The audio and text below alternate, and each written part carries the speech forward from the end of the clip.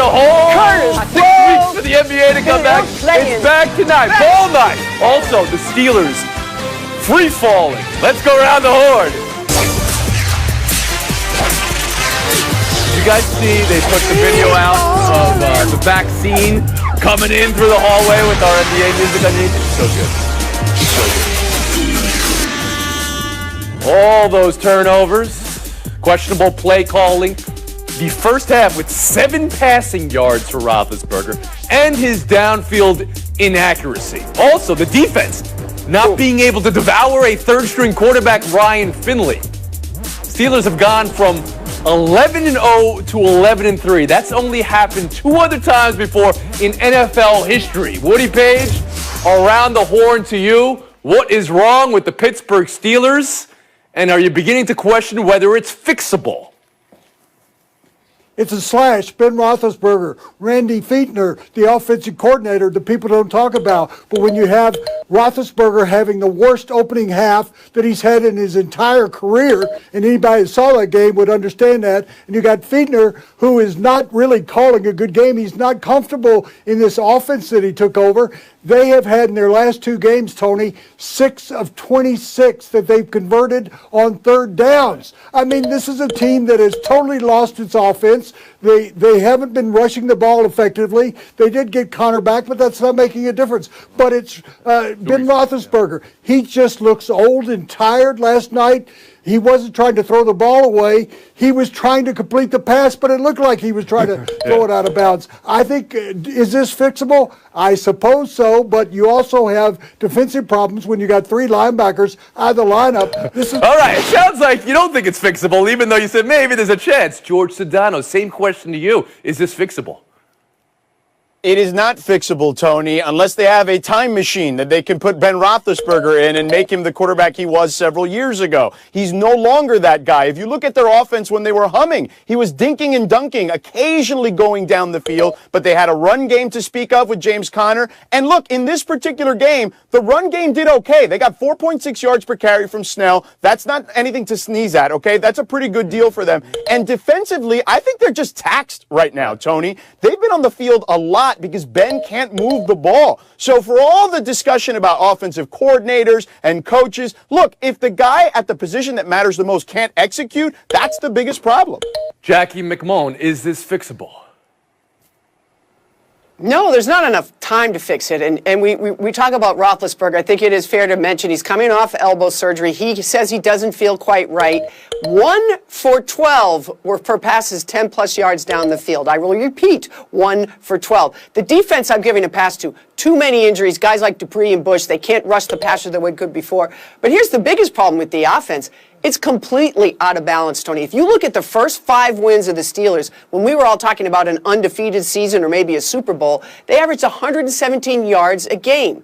In the last 3 losses, they've averaged 51 yards a game. It's completely out of bounds. So if you want to get them back on the road to recovery, whether you like it or not, run the ball more. Present some balance to give some pressure off Roethlisberger. Emily Kaplan, you just heard all the statistics Jackie McMullen had, but let's just drill down here. They were 11-0 at some point. Can they get back to being a team that could win the close games even if they aren't pretty? You know, I think that fans tried to at first blame it on the offensive line. They tried to blame it on the run game. But it really comes down to Ben. He's the one that's making it so easy for defenses. Linebackers love dropping into coverage. Safeties love the fact that they don't have to respect his deep pass. And you know what? I'm getting annoyed by Ben's hubris. Like, he was talking to reporters this week, and he said it was phony or overblown to talk about a knee issue. And he said that his elbow was mostly fine. Well, if it is, he wouldn't be playing like this. So, no, I don't think this is fixable because the only thing that would fix it is time to heal. And that, unfortunately, can't happen until the offseason. Now, Mike Tomlin says he's going to talk to Juju Smith-Schuster about dancing on logos. Is that something, George, or is that just an easy piñata to hit right now as the rest of the team has real problems? Yeah, that one is definitely a Captain Obvious moment. Sure, we lost. We're going to blame the young guy because I don't want to put my quarterback on blast even though he's not playing well. And look, the last guy to know if he's still good or not is the aging superstar. When he looks in that mirror, he still sees the guy that won 2 Super Bowls. And that's the case across the board in sports. Jackie Mack, last word. Yeah, I understand what you're saying about Juju, but you know what? I've said it a million times. If you want to behave that way and do all those antics, that's cool, but you gotta back it up. And as our own Tony Reale has pointed out, more TikToks than touchdown. Bad work. So you should give yourself points for that, Tony. Woody, you want a last word? You can get in there. I bet you have a better joke. Please. Well, I think they've had a problem with dropping the football, and he's among those guys. I'd be more concerned about that than I would be the logo. Okay. We'll move on. NBA preview extravaganza. Let's go. Ball night. Tonight, 2 games. Lakers, Clippers, Golden State, Brooklyn. Now, there are some of you people on this very panel who thought the Clippers were going to beat the Lakers last year. Anyone willing to call a self-foul there? Anyone? No, Yes, I did. Okay, Jackie, I appreciate it. Not you, George. George, I know what you picked. You picked very loudly Lakers and Heat. We got that. All right, Jackie, you'll take your medicine here. But let me ask you, it didn't just happen last year. It didn't not happen. It went down in flames for the Clippers. Anything this year telling you maybe it could be different? Or are the Lakers far and away the best team? Well, the Lakers are the best team, hands down, and they have the best 1-2 duo in the league in LeBron and AD. Unless Kyrie and Kevin Durant are going to be healthier than I think they're going to be, I still think the Lakers are the best team. But does that mean I don't think the Clippers have the chance? That's where I'm going to part company with everybody else, I guess. I still think, on paper, the talent the Clippers have should put them in the conversation. Now, does Paul George look in that mirror that George Sedano was talking about and say, I had the worst time of my career. I completely imploded in the playoffs. I'm going to be better. I've signed an extension. I'm going to be the all-NBA player I should be. I know Kawhi Leonard already thinks that about himself. So I like Serge Ibaka as an ad for the Clippers, but I love Marc Gasol with the Lakers because when he starts playing Woody's Denver Nuggets, you got someone to body up with Jokic. Lakers is still the best team. George, this is 100% your account. I mean, you're dealing with this every single day on the radio. The Clippers, where they left off, it's been, I guess, 2.5, 3 months for them to cleanse themselves. Can they possibly turn it around this season? Or are the Lakers that much better than everybody else? The Lakers are still the overwhelming favorite, Tony. Last year, they had 2 top 5 guys. Nobody else could boast that. They still have that, and now their supporting cast is better. However, I do think the Clippers match up well against them, as we saw last year, because they got 2 guys, in theory, that can try to slow down LeBron James. No other team has that. I like the Ibaka addition, as Jackie mentioned. I think he's an upgrade over Montrezl Harrell because he can stretch the floor, and he's a better defender and deterrent at the rim. But the thing for the Clippers, yes, Paul George needs to look at himself in that mirror, as Jackie said. But you know what? A championship team needs to sacrifice. So if you're Lou Williams, Pat Beverly, all these other guys who were complaining about Kawhi and Paul George and preferential treatment, you need to find other ways to affect the game in order for you and your team to become champions. Woo. All right, so I've heard from Sedano and I've heard from McMullen. There is a but there, though. They're calling the Lakers the best, but they still believe in the Clippers after everything we've seen. Woody Page, I turn to you now.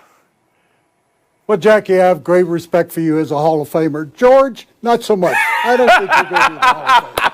But for both of you to just tell me that the Clippers are in the same class with the Lakers added, not only did they add Gasol that you were talking about, but to get Schroeder, to get Matthews, and to do what they did during the offseason, they've not only extended their bench, but they've improved the quality around the basket with those guys. I just think that when you talk about the Clippers, they went out and got a new coach, but really, is that going to make a difference in this series? I don't think so. The Lakers should be far and away the number 1 choice in the Western Conference. And Emily Kaplan. I think that the Clippers have the secret weapon, and that is weaponizing the uncertainty about Kawhi Leonard's future. I loved the way that Kawhi Leonard spoke yesterday when he was completely candid. It's like, you know what? I probably am going to decline my player option in a year if I'm healthy. And, the reason he signed a short-term deal with his team is he wanted to keep them uncomfortable. He wanted to keep them on their toes. And that's important for Ty Lue. I hope he leans into that as he creates a whole new offense around him. And I hope this team leans into this us against the world mentality because let's face it, all of us have been dragging them through the mud since their stinky bubble performance. And they're still a damn good team that won 49 to 72 games last year. A lot of Clipper love from this panel continues to be. We'll talk about the other game now tonight. Brooklyn got the glimpse of Kevin Durant in exhibition, and he looked good. This team also has, checks notes, Kyrie Irving, burning sage. NBA GMs predicting Brooklyn will finish second in the East behind Milwaukee. Where are your expectations, Emily Kaplan? The issue with the Nets was never about their talent. It was always about their health. And what we've seen from KD so far is that, hey, he looks great. They're probably going to be a top 5 offensive team. The problem is I don't think they're going to be a good defensive team because KD's their only elite defenseman, and that could doom them in the playoffs. Jackie McMullen? Now, Brooklyn's an interesting team. They could compete with the 1-2 punch of AD and LeBron if they can stay healthy all through the year. Now, Kyrie Irving, as in his career, has averaged about 53 games a season. He just hasn't been able to play that full 82. If he can, maybe that works. But, Milwaukee's fantastic. They have the reigning MVP. They added Jrue Holiday. I'm not going to dismiss them completely. But I do think that the Nets, to me, are the most intriguing team in the entire NBA. It's must-see TV every single night. George Sedano? Tony, to me, the Milwaukee Bucks are going to be the best team in the regular season, except this is the thing. In the playoffs, we know they're not built to win. As long as Giannis Antetokounmpo can't hit a jump shot, okay, with consistency, they're not capable of winning. You like Brooklyn over Milwaukee? The Nets have the more top-tier talent. Kevin Durant, if he's healthy, like Jackie mentioned, and Kyrie, if he's healthy, they are the best team because they're the most top-heavy team. They've got good players that they can roll out as far as their supporting cast is concerned. Particularly on offense, they're going to be really strong. There are some questions on defense, but even though I think the Eastern Conference, you look at those top 6 teams, you probably put them in a bowl. I can pick them all out in different orders, and I would agree that the regular season standings may look like that, but at the end of the day, Brooklyn is the best team on paper. Wow. So, I mean, this is after not playing one game together. You had them already being the best team in the Eastern Conference. Just think back wins in this to how that played out for the Clippers last year when you had a duo who hadn't played together. Woody Page, you're laughing. Go ahead. Oh, I'm laughing at George. He used the word "if" about 8 times in the conversation. Woody's on fire today. And if frogs had wings, they wouldn't bump their butts all the time. So why in the world would one guy who hadn't played in 560 days, the other guy played only 50 games last year, they're developing chemistry, they're developing whether or not their health's going to be any good, and you're just putting down Milwaukee Bucks who has a situation now where Holiday in. You're talking about a guy that's going to average 22 points. You want to put a duo out there? George wants to respond to you, Woody, at the horn. Let's do it. Jrue Holiday is a very good player. He's a one-time All-Star. We make fun of Paul George, who's a 6-time All-Star and couldn't get it done. Jrue Holiday is not a good enough addition to help Milwaukee get over the hump, and Giannis still needs to hit a jump. All right, some cleanup here on aisle panel, I guess. Kyrie Irving did play 20 games last year, Woody. Woody, you had Schroeder. He's playing Christmas time. He's here on the piano instead of a Schroeder. And then now I've been waiting on this one. Emily Kaplan's going to lose some points here. She used a word that's banned. Also, she used defenseman. Defenseman. Real quick, MVP picks and Rookie of the Year picks. Let me hear them. George, Jackie, yell them out. Wiseman, Rookie of the Year. Giannis for the third time. MVP Luka Doncic. And Rookie of the Year Tyrese Halliburton. Buy or sell next. Around the Horn is presented by Guinness. Game time. Dwayne Haskins. Quote, it was irresponsible and immature, and I accept responsibility for my actions, creating a distraction during our playoff push, end quote. Photos of him at a strip club without a mask on made their way on Instagram. They were posted by a woman he was with at the club. The football team says they're handling it internally. This is not a good look, of course, for Haskins. Is it something more, George? Well, it's completely irresponsible for obvious reasons, Tony. But what I would say, it's also irresponsible in regards to his team and his teammates. Alex Smith is still dinged up. Their backup quarterback is Taylor Henneke, who played in the XFL. And, this was something that Urban Meyer alluded to when he came out into the draft, that the maturity could be an issue. Woody Page? Yes, I'm selling him and his irresponsibility there. But the good thing for the Washington football team is Alex Smith is going to be able to come back and Haskins can just sit at the end of the bench or be inactive. Emily Kaplan? I'm selling that he's going to be on the roster next season. The coaching staff already gave up on him and wanted to trade him. He's only starting because the other 2 guys are ahead of him. This is his second COVID violation. This one particularly egregious because they could clinch the division this week, and it's a potential revenge game for his coach. How does he get back?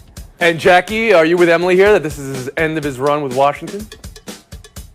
I think there's a good chance for it. And in that piece of film you showed with the big C on his chest, I'll tell you, one of the first things I'd be doing this week, I'd take that C right off his chest. He's not befitting of the captain of my football team. Buy or sell too. Tony Dungy on Dan Patrick this morning. then I am worried about the Chiefs. I really am. I think they're bored. I think they're playing with fire. I think they feel like they can do whatever they want to do. AFC playoff picture change with Pittsburgh free-falling, but hey, Buffalo is surging this week, and everybody else wins every week but never clinches a playoff spot. Woody, are the champs playing with fire, like Dungy says? No, if that's kind of fire that they're with, I'm all about it, because if you remember in the postseason last year, they got behind Houston 21-0 in the first quarter. They got behind Tennessee. They got behind in the Super Bowl. They're accustomed to coming back in games and playing close games. It doesn't matter. They still look like they're on fire to me. Emily Kaplan. When it comes to the Chiefs, honestly, I feel like we're just running out of things to talk about with them. They're 22-1 over the last 13 months, 8-0 on the road this year, 4-5 in red zone touchdown drives this year. Yeah, they play with fire, but it also takes fire to play against them and beat them. You have to score more than 30 points, which most teams can't do. Jackie McMullen. The hardest thing in all of sports to do is to repeat as champion. And why is that? Because you get complacent. You do get bored occasionally because of your own greatness. To me, I've never considered that something that is not, that you can't overcome. Unlike flipping a switch for other athletic endeavors, to me, this is different. These guys, I'm not worried about them at all. I recognize everyone is, if you had a chance to bet, you're going to bet on Mahomes. Even though, like I said, Buffalo is surging recently. But it's 6 straight one-possession wins, George. What do you see with that?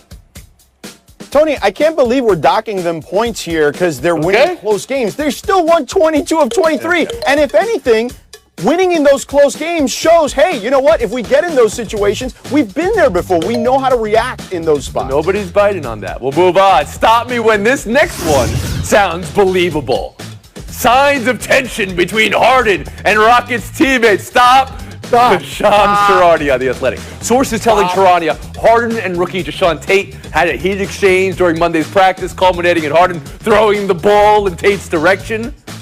While that's allegedly happening, the Heat allegedly pulling out of the Harden talks. Jackie, what to buy, what to sell?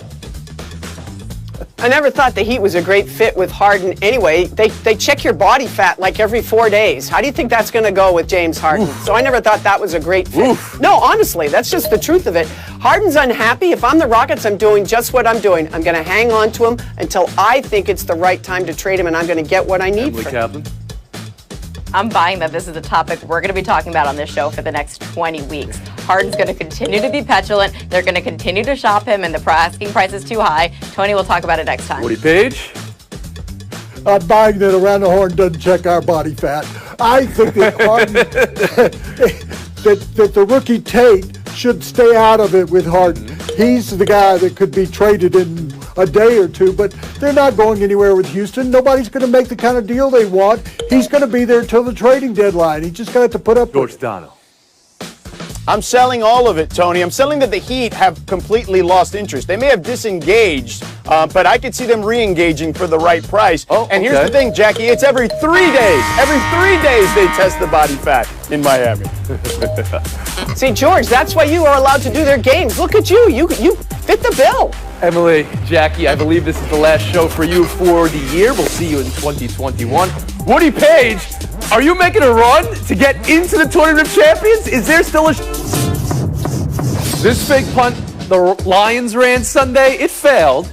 And interim head coach Darrell Bevel said it was an unauthorized call. Special teams coordinator Braden Coombs went rogue, and he fired him for it. Bevel said he did it to send a message to the team. What's the message, Woody? The message is, if you're the special teams coach and you're already in trouble there, that you do not run a fake punt from your own into the field without telling the interim head coach who wants to keep his job. Tony, I'm going to go rogue here because I know the Tournament of Champions is tomorrow, and my sources tell me that Woody could potentially get in and knock out my rival, Frank Isola, from the Tournament of Champions, so I am conceding to Woody. So... Okay, so you don't even want to answer the question? You're just going to stick it to Isola. Very interesting play here from Sedano. Woody, you're getting the win here. I'm not sure that gets you into the Tournament Champions, but I do know what's up for FaceTime. Let me hear about bourbon balls. Yes, Tennessee bourbon balls, my mom's recipe. It's 1 cup of sugar, confectionery, 1 cup of pecans, 1 cup of 2 cups of vanilla wafers, and 1 cup of bourbon. You mix that all together and you roll it through the confectionery sugar, and then you freeze your balls for 2 Okay, hours. all right, And then all you right, pop it yes. into your mouth. That's pretty good though. That's what's the matter, Woody? Don't choke on us. Woody, stay with us. Step away from the light, Woody.